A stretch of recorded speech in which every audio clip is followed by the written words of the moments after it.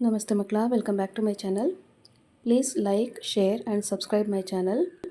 ಮಕ್ಕಳ, ಇವತ್ತು ನಾವು 10ನೇ ತರಗತಿ ವಿಜ್ಞಾನದಲ್ಲಿ ಲೋಹಗಳು ಮತ್ತು ಅಲೋಹಗಳು ಈ ಒಂದು ಅಧ್ಯಾಯಕ್ಕೆ ಸಂಬಂಧಪಟ್ಟಂತಹ ಘಟಕ ಪರೀಕ್ಷೆ ಪ್ರಶ್ನೆ ಪತ್ರಿಕೆಯನ್ನು ಉತ್ತರ ಸಹಿತವಾಗಿ ನೋಡ್ತಾ ಹೋಗೋಣ ಮಕ್ಕಳ. ಫಸ್ಟ್ ಹೆಡ್ಡಿಂಗ್ ನೋಡಿ, ಸರಿಯಾದ ಉತ್ತರವನ್ನು ಆರಿಸಿ ಬರೆಯಿರಿ. ಮಕ್ಕಳ, ಇಲ್ಲಿ 1 ಅಂಕದಂತೆ ಒಟ್ಟು 3 ಪ್ರಶ್ನೆಗಳಿರುತ್ತೆ. ಸರಿಯಾದ ಉತ್ತರವನ್ನು ಬರೆದ್ರೆ ತಲಾ 1 ಅಂಕ ಸಿಗ್ತಾ ಹೋಗುತ್ತೆ ಮಕ್ಕಳ. ಪ್ರಶ್ನೆ 1 ನೋಡಿ, ಈ ಕೆಳಗಿನ ರಾಸಾಯನಿಕ ಕ್ರಿಯೆಗಳನ್ನು ಗಮನಿಸಿ. ಈ ಮೇಲಿನ ಕ್ರಿಯೆಗಳಲ್ಲಿರುವ ಲೋಹಗಳ ಕ್ರಿಯಾಶೀಲತೆಯ ಇಳಿಕೆಯ ಕ್ರಮವನ್ನು ಬರೆಯಿರಿ. ಇಲ್ಲಿ ಕೊಟ್ಟಿರುವಂತಹ ಆಯ್ಕೆಗಳಲ್ಲಿ ಸರಿಯಾದ ಉತ್ತರ ಆಯ್ಕೆ ಎ ಮಕ್ಕಳ. ಓಕೆನಾ, ಆಯ್ಕೆ ಎ.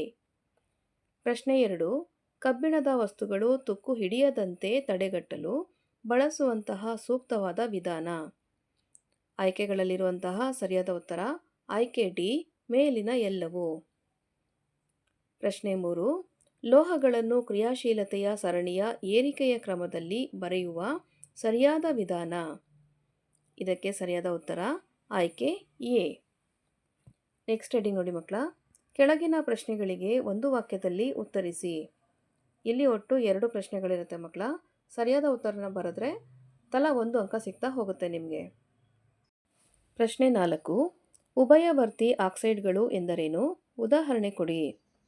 ಉತ್ತರ, ಅಲ್ಯೂಮಿನಿಯಂ ಆಕ್ಸೈಡ್ ಮತ್ತು ಸತುವಿನ ಆಕ್ಸೈಡ್ಗಳಂತಹ ಲೋಹದ ಆಕ್ಸೈಡ್ಗಳು ಆಮ್ಲ ಮತ್ತು ಪ್ರತ್ಯಾಮ್ಲಗಳೆರಡರ ಜೊತೆಗೂ ಪ್ರವರ್ತಿಸಿದಾಗ ಲವಣ ಮತ್ತು ನೀರನ್ನು ಉತ್ಪತ್ತಿ ಮಾಡುತ್ತದೆ. ಇವುಗಳಿಗೆ ಉಭಯವರ್ತಿ ಆಕ್ಸೈಡ್ಗಳು ಎನ್ನುವರು. ಪ್ರಶ್ನೆ 5, ಅಯಾನಿಕ ಸಂಯುಕ್ತಗಳು ಅತಿ ಹೆಚ್ಚಿನ ಕರಗುವ ಬಿಂದುಗಳನ್ನು ಹೊಂದಿವೆ ಏಕೆ? ಉತ್ತರ, ಅಣುಗಳ ನಡುವಿನ ಪ್ರಬಲ ಅಯಾನಿಕ್ ಬಂಧವನ್ನು ಒಡೆಯಲು ಹೆಚ್ಚಿನ ಶಕ್ತಿ ಬೇಕಾಗುತ್ತದೆ. ಆದ್ದರಿಂದ ಅಯಾನಿಕ ಸಂಯುಕ್ತಗಳು ಅತಿ ಹೆಚ್ಚಿನ ಕರಗುವ ಬಿಂದುಗಳನ್ನು ಹೊಂದಿರುತ್ತವೆ. ನೆಕ್ಸ್ಟ್ ಹೆಡ್ಡಿಂಗ್ ನೋಡಿ, ಕೆಳಗಿನ ಪ್ರಶ್ನೆಗಳಿಗೆ 2-3 ವಾಕ್ಯಗಳಲ್ಲಿ ಉತ್ತರಿಸಿ. ಮಕ್ಕಳ, ಇಲ್ಲಿ ಒಟ್ಟು 4 ಪ್ರಶ್ನೆಗಳಿರುತ್ತೆ. ಸರಿಯಾದ ಉತ್ತರವನ್ನು ಬರೆದ್ರೆ ತಲಾ 2 ಅಂಕ ಸಿಗ್ತಾ ಹೋಗುತ್ತೆ ಮಕ್ಕಳ.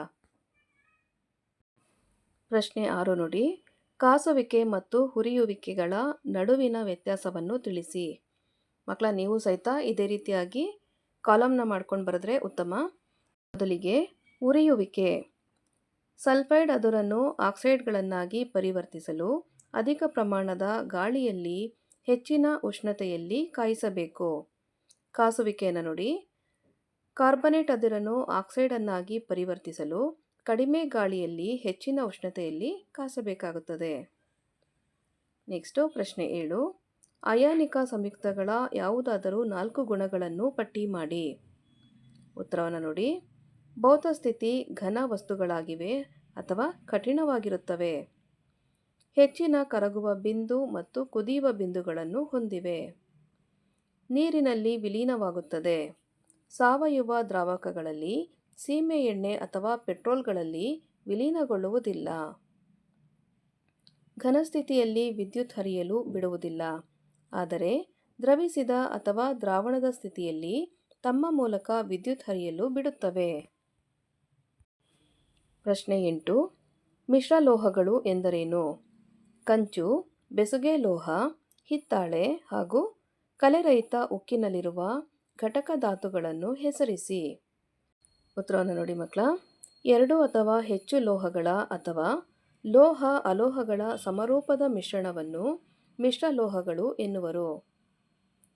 ಕಂಚು ನೋಡಿ, ಕಂಚಿನಲ್ಲಿ ತಾಮ್ರ ಮತ್ತು ತವರ, ಬೆಸುಗೆ ಲೋಹದಲ್ಲಿ ಸೀಸ ಮತ್ತು ತವರ, ಹಿತ್ತಾಳೆಯಲ್ಲಿ ತಾಮ್ರ ಮತ್ತು ಸತು, ಕಲೆರಹಿತ ಉಕ್ಕಿನಲ್ಲಿ ಕಬ್ಬಿಣ, ಕಾರ್ಬನ್, ಕ್ರೋಮಿಯಂ ಹಾಗೂ ನಿಕ್ಕಲ್. ಪ್ರಶ್ನೆ 9 ನೋಡಿ ಮಕ್ಕಳ, ಈ ಕೆಳಗಿನ ಭೌತಿಕ ಗುಣಗಳಿಗೆ ಅಥವಾ ಭೌತ ಗುಣಗಳಿಗೆ ಸರಿಹೊಂದುವ ಲೋಹಗಳನ್ನು ಹೆಸರಿಸಿ. ಇದು ಕೊಠಡಿಯ ಉಷ್ಣತೆಯಲ್ಲಿ ದ್ರವರೂಪದಲ್ಲಿರುತ್ತದೆ.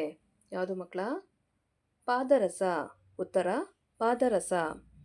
ಇದನ್ನು ಚಾಕುವಿನಿಂದ ಸುಲಭವಾಗಿ ಕತ್ತರಿಸಬಹುದು. ಉತ್ತರ, ಸೋಡಿಯಂ. ಇದು ಉಷ್ಣದ ಉತ್ತಮ ವಾಹಕ.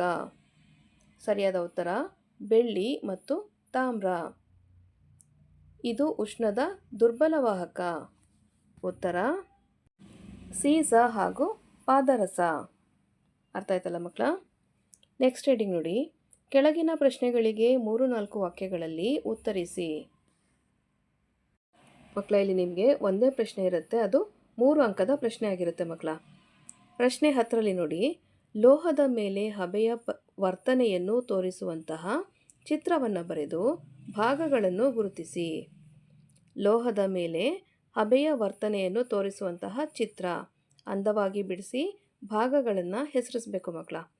ಎಲ್ಲ ಭಾಗಗಳನ್ನು ಎಷ್ಟು ಸಾಧ್ಯನೋ ಅಷ್ಟು ಭಾಗಗಳನ್ನು ಲೇಬಲ್ ಮಾಡಿ ಲೋಹದ ಮೇಲೆ ಹಬೆಯ ವರ್ತನೆ ಅಂತ ಒಂದು ಟ್ಯಾಗ್ಲೈನ್ ಕೊಡಿ. ಅರ್ಥ ಆಯ್ತಲ್ವಾ? ನೆಕ್ಸ್ಟ್ ಹೆಡಿಂಗ್ ನೋಡಿ ಮಕ್ಕಳ, ಕೆಳಗಿನ ಪ್ರಶ್ನೆಗಳಿಗೆ 4-5 ವಾಕ್ಯಗಳಲ್ಲಿ ಉತ್ತರಿಸಿ. ಇಲ್ಲಿ ಒಂದೇ ಪ್ರಶ್ನೆ ಇರುತ್ತೆ ಮಕ್ಕಳ, 4 ಅಂಕದ ಪ್ರಶ್ನೆ ಆಗಿರುತ್ತೆ. ಪ್ರಶ್ನೆ 11ರಲ್ಲಿ ಎಲೆಕ್ಟ್ರಾನ್ ಚುಕ್ಕಿ ವಿನ್ಯಾಸದ ಸಹಾಯದಿಂದ ಮೆಗ್ನೀಷಿಯಂ ಕ್ಲೋರೈಡ್ ಉಂಟಾಗುವಿಕೆಯನ್ನು ವ್ಯಕ್ತಪಡಿಸಿ. ಸೋಡಿಯಂ ಮತ್ತು ಕ್ಲೋರಿನ್ ಪ್ರಮಾಣಗಳ ನಡುವೆ ಅಯಾನಿಕ ಬಂಧ ಉಂಟಾಗುವಿಕೆಯನ್ನು ವಿವರಿಸಿ. ಮಕ್ಕಳ ನೋಡಿ, ಈ ರೀತಿಯಾದಂತಹ ಫಾರ್ಮುಲಾಸ್ ಎಲ್ಲ ಬರೆದು ಅದನ್ನು ಹೆಸರಿಸಬೇಕಾಗತ್ತೆ ನೀವು. ಕೆಳಗಡೆ ಸೋಡಿಯಂ ಕ್ಲೋರೈಡ್ ಉಂಟಾಗುವಿಕೆ ಹಾಗೂ ಮೆಗ್ನೀಷಿಯಂ ಕ್ಲೋರೈಡ್ ಉಂಟಾಗುವಿಕೆ. ಮಕ್ಕಳ, ನೀವು ಸಹ ಇದೇ ರೀತಿಯಾಗಿ ಒಂದು ಟ್ಯಾಗ್ಲೈನನ್ನು ಕೊಟ್ಬಿಟ್ಟು ನೀಟಾಗಿ ಫಾರ್ಮುಲಾನ ಹೆಸರಿಸಬೇಕಾಗತ್ತೆ. ಓಕೆನಾ ಮಕ್ಕಳ? ಇಲ್ಲಿಗೆ 10ನೇ ತರಗತಿಯ ವಿಜ್ಞಾನದಲ್ಲಿ ಲೋಹಗಳು ಮತ್ತು ಅಲೋಹಗಳು ಈ ಒಂದು ಅಧ್ಯಾಯಕ್ಕೆ ಸಂಬಂಧಪಟ್ಟಂತಹ ಘಟಕ ಪರೀಕ್ಷೆಯ ಮಾದರಿ ಪ್ರಶ್ನೆ ಪತ್ರಿಕೆ ಉತ್ತರ ಸಹಿತವಾಗಿ ಮುಕ್ತಾಯಗೊಂಡಿದೆ. ಈ ವಿಡಿಯೋ ನಿಮಗೆ ಇಷ್ಟ ಆದಲ್ಲಿ ದಯವಿಟ್ಟು ನಮ್ಮ ಚಾನಲ್ನ ಲೈಕ್ ಮಾಡಿ, ಶೇರ್ ಮಾಡಿ, ಸಬ್ಸ್ಕ್ರೈಬ್ ಮಾಡಿಕೊಂಡು ನಾವು ಹಾಕುವಂಥ ಎಲ್ಲ ವಿಡಿಯೋನ ನೋಡ್ತಾ ನಮ್ಮನ್ನು ಎನ್ಕರೇಜ್ ಮಾಡ್ತಾ ಹೋಗಿ ಮಕ್ಕಳ.